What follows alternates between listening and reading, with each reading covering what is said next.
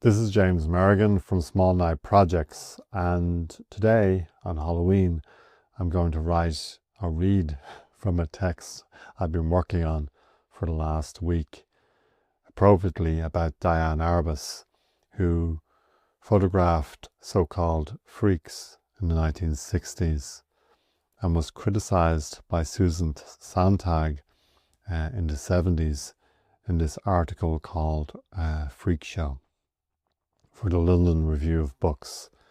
Later, the psychoanalyst and essayist Adam Phillips wrote an essay, a very different essay on Arbus, where he takes into account her letters rather than her photography.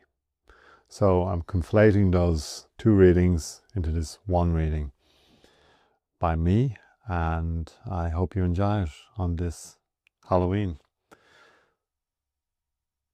Here it goes. Diane Arbus, The Calculated Parable. Quote, "The Chinese have a theory that you pass through boredom into fascination. I think it's true. I would never choose a subject for what it means to me or what I think about it. You've just got to choose a subject, and what you feel about it, what it means, begins to unfold if you just plain choose a subject and do it enough." Diane Arbus. Diane Arbus was a photographer who died by suicide in 1971, aged 48. Much ink has been spilt on Arbus, from serial monographs to biography. Several books have been penned and manufactured by her surviving daughter, Dune, aged 78 in 2023. The primary source for this post-mortem literature has been her mother's letters over her mother's photographs. I use the word manufactured as a provocation. Biography and its more reputable sister, autobiography, is always an invention. Through the various machinery of the reproducible self and speculative other, biography, not to mention post-mortem biography, becomes a formal process of sanctification. Quote, "Knowing yourself is not going to teach you anything. It will leave you with a kind of blank." Diane Arbus. Susan Sontag was one such post-mortem biographer, but of different kind and context, especially in her unwillingness to sanctify Arbus, dead or alive, saint or sinner. Sontag never pulled punches when it came to her criticism, which, she admitted herself, came from a position of dissenting opinion. In her 1974 article, Freak Show, for the London Review of Books, Sontag criticizes Arbus, 3 years after her suicide, for what she provocatively stated was the photographer's exploitation of the freaks she seeked out and photographed. Sontag's criticism is biblical in both its self-righteousness and moralizing tone. To her mind, Arbus's freaks know not what they do or whom they are. Quote, "Thus what is finally most troubling in Arbus's photographs is not their subject at all, but the cumulative impression of the photographer's consciousness. The sense that what is presented is precisely a private vision, something voluntary." Susan Sontag. Sontag's use of the word voluntary hits home here. She continues, quote, "The camera has to power to catch so-called normal people in such a way as to make them look abnormal. The photographer chooses oddity, chases it, frames it, develops it, titles it." Here Sontag is portraying the artist as an agent of the perverted gaze, a claim that is often repeated elsewhere in psychoanalytic literature. The psychoanalyst focuses on a perversion that somehow unlocks the psychology and thus the pathology of the artist. Psychoanalyst Janine Chezegay-Schmergel goes as far as to suggest that, quote, "perverts, artists, tend towards aestheticism." The power and imperfect perversion of Arbus's photography is not bound in the oppressor, photographer, and oppressed, freaks whom Arbus collected, relationship, It is unwound in the artist's cold neutrality behind the camera, not between the lens and her subject. Except for one documented photograph wherein Arbus inadvertently caught her reflection in a double exposure with images of Times Square in 1956. Quote, like Brassais, Arbus wanted her subjects to be as fully conscious as possible, aware of the act in which they were participating. Instead of trying to coax her subjects into a natural or typical position, they are encouraged to be awkward, that is, to pose. Thereby, the revelation of self gets identified with what is strange, odd, askew. Standing or sitting stiffly makes them seem like images of themselves. Susan Sontag. Even though Sontag is one of the reasons I became a cultural critic, I feel she misses the point of Arbus's work and, for that matter, the artist's objective to make visible, without spectacle or moralizing, what most of us will only notice in its most extreme manifestations. Art is not activism or democracy. Its radicality is to present the world without taking sides. Here you are. What do you think? Agreed, there is definitely something artificial or posed about Arbus's freaks, who don't measure up to the freakishness portrayed in what could be described as her fantasy fiction. That said, Sontag is a moralist in her critique of Arbus. She sees oppressors and oppressed everywhere. Quote, and there was always daily life with its endless supply of oddities, if one has the eye to see them. End quote. Strange thing is, we all see them. We don't need a singular eye to see them.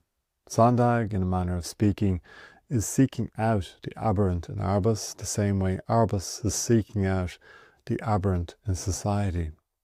What is the difference here between Sontag's seeking eye and Arbus's seeking eye? To seek or destroy? See, and by extension seek, is when the artist reaches beyond the preserve of the self into a territory that is not their own. The current Israel-Hamas, and by extension Palestine conflict, and the colonization of the latter by the former comes to mind, especially Frantz Fanon's words, quote, colonization is a thinking entity. Arbus is a thinker, not a feeler. But is she a colonist? Her motives are not so explicit in her cloud-bound words or visceral images. Adam Phillips, whom we will get to later, picks up on this tendency in his line, quote, the explicit is always misleading.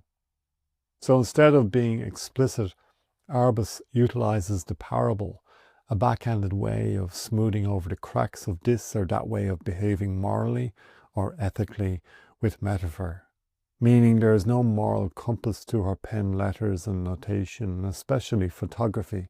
There is just an impasse, one that propagandizes acceptance over moral judgment or confoundment. Quote, one summer I worked a lot in Washington Square Park. The park was divided. It had these walks, sort of like a sunburst, and there were these territories staked out. And there were young hippie junkies down one row, there were lesbians down another, really tough, amazingly hardcore lesbians, and in the middle were winos. They were like the first echelon, and the girls who came from the Bronx to become hippies would have to sleep with them, the winos, to get to sit on the other part with the junkie hippies. I got to know a few of them. I hung around a lot. They were a lot like sculptures in a funny way. I was very keen to get close to them, so I had to ask to photograph them. You can't get that close to somebody and not say a word, although I have done that. Diane Arbus. Arbus's photographs of the transient, twisted winos, hardcore lesbians, hippie junkies are portrayals of people with no idea of what personal space is, or this is how Arbus posed and photographed them. Up close and personal, these strange actors are caught agape in the murky middle of their own subjectivity, a subjectivity unavailable to them in the opinion of Sontag. They barter for sex, drugs and power in a wilderness seen but not sought out by the distracted mainstream masses who hurtle past to their place of work and institutional servitude. The same way Irish artist Alan Butler appropriated the computer-generated degenerates that formed a wandering mall backdrop to the game Grand Theft Auto. Arbus too flips the switch on vision and the visible, what Rancière calls the sensible, by looking behind the billboards to find a sentient presence entirely substantial. Arbus is a panopticon unto herself. Quote, or lyric, people are strange when you're a stranger. Faces look ugly when you're alone. The Doors, 1967. Another quote. It is reassuring to be reminded not only that we are not all freaks, but also that we know a freak when we see one. Adam Phillips. An author who brings us closer to Arbus, albeit a thwarted one, is Adam Phillips, whose article Thwarted Closeness, 2006, also for the London Review of Books, and named Arbus's Freaks in a later essay collection, is the primary source and inspiration for this text. Adam Phillips is a practicing psychoanalyst and brilliant essayist. He is less explicit in his critical technique than Susan Sontag, who seems to enjoy defining culture against the grain. While Sontag was demonized for her criticism of the sanctified Arbus, Phillips is difficult to critique, due in part to his seductive writing style. The epigraph for Phillips's essay on Arbus is a line from The Invisible Dragon by the late Dave Hickey that ironically describes the seduction inherent in his writing. Quote, but we have the right to be seduced.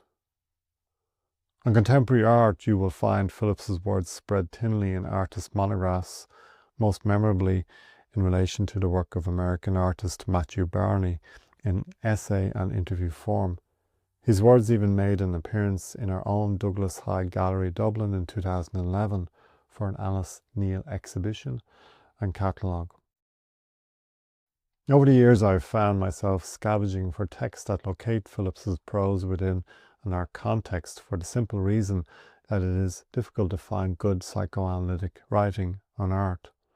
When the prose and insights are good, something mutually sympathetic occurs between art and psychoanalysis that reveals both their parasitic natures. Generally speaking, there's too much investment on the part of the psychoanalytic writer to seek internal pathology over the external factors of capitalist desire and social trauma in the formation of the artist and culture. French philosophers Gilles Deleuze and Félix Guattari are good on the latter in their anti-Oedipus posturing, locating desire not just in the groin, but within the flows of capitalism.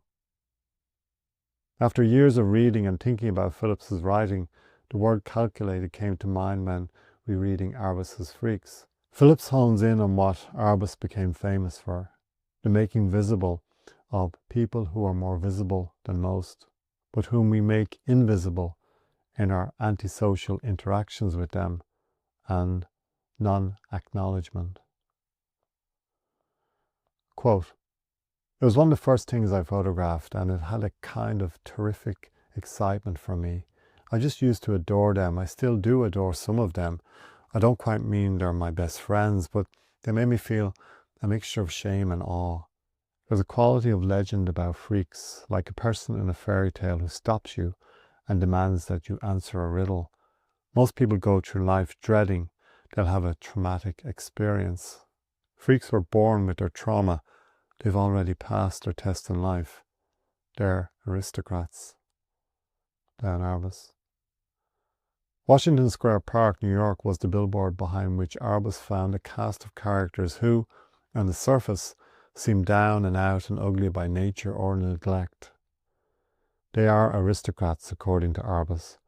It is the adoption of this peculiar language game, aristocrats, against her adoption of this peculiar community of freaks, that Phillips critically targets in what is, on the surface anyway, a seemingly uncritical take on the photographer.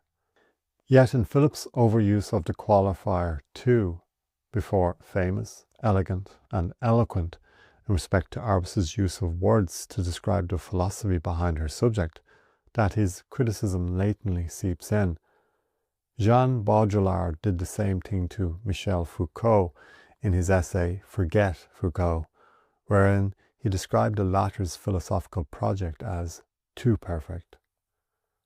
Phillips repeats the words of American poet John Ashbery, who said, quote, "The worse your art is, the easier it is to talk about." This is a strange line for Phillips to use to make a point about Arbus's gift of words. Is he criticizing Arbus's photography, which he avoids discussing, or celebrating her words? I am of two minds. Arbus's words are either a struggle to decode or a brilliant evasion that supplements, not subjugates, her photograph's power. To seek, but not destroy, as Sontag would have it. Phillips says in his introduction to the translation of Freud's writings that psychoanalysis redescribes the way we treat each other with words. This is a very lucid observation by Phillips, one I have to bring up in respect to Phillips' own treatment of Arbus's words, which have a high degree of self-reflexivity and fantasy.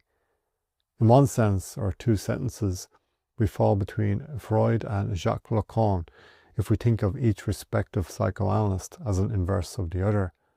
Freud is engaged in a deep dive into the ever-elusive libidinal drives of the forbidding id, whereas Lacan's forever linguistic chain is where the unconscious is found, structured like a language. However, Freud, especially in his essay The Uncanny, starts with language in a long and laborious definition of das Unheimlich before taking the fork in the road less travelled. Psychoanalysis tout court is indebted to language and the games it plays, unconsciously or not. So it is unsurprising that Phillips uses Arbus's words, not her images. Purviews are always biased towards needs, to get closer to her as an artist and a person. And Arbus is good with words, even though she overreaches with them into fantasy, leaving the real, if that is what Arbus's freaks represent, to vanish back behind the billboard.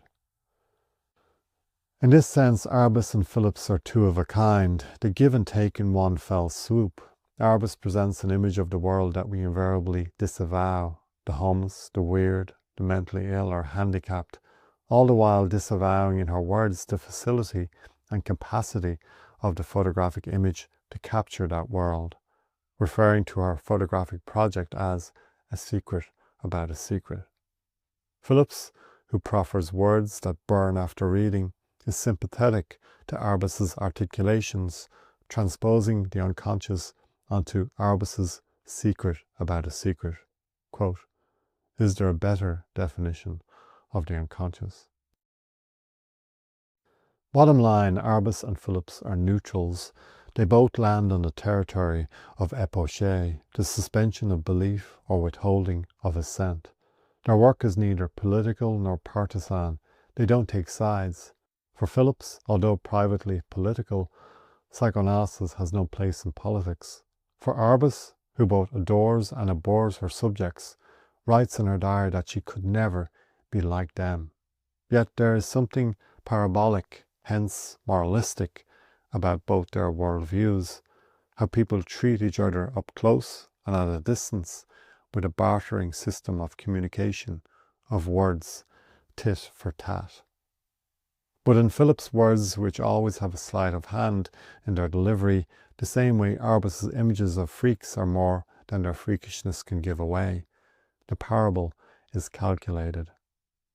This is my biggest takeaway from reading Phillips and Arbus against the backdrop of the latter's photography, especially if we swap parable for unconscious. In Phillips' line, the parable is calculated. The unconscious takes many forms in psychoanalysis. In his predilection for doubling, Freud called the unconscious a double inscription.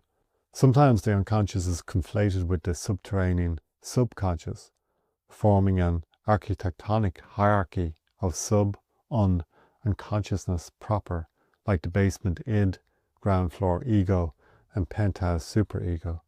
the convenient building blocks of our greater metaphysical selves. In the 1960s, the French psychoanalyst Serge Leclerc, an acolyte of Lacan, proffered the analogy of a radio tuned into two stations to describe the unconscious. I personally like the image of the transreceiver or transceiver, a device that can both transmit and receive communications. The unconscious breathes in and out to permeate inside and outside, to project and introject.